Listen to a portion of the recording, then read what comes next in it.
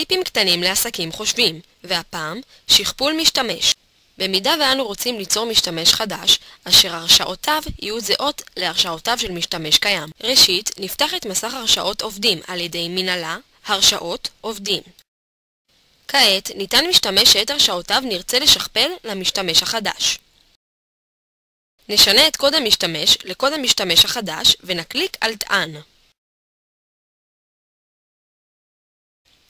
כעת תופיע ההתראה הבאה. נקליק על אישור. יופיע הכפתור שכפל משתמש. נקליק עליו ונלחץ OK. כעת יופיע חלון ההתראה הבא ונלחץ על אישור. יש לשנות ידנית את שם הסוכן והסיסמה.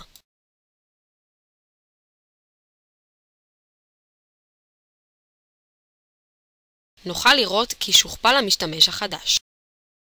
אז להתראות בטיפ הבא מביגייט פתרונות תוכנה.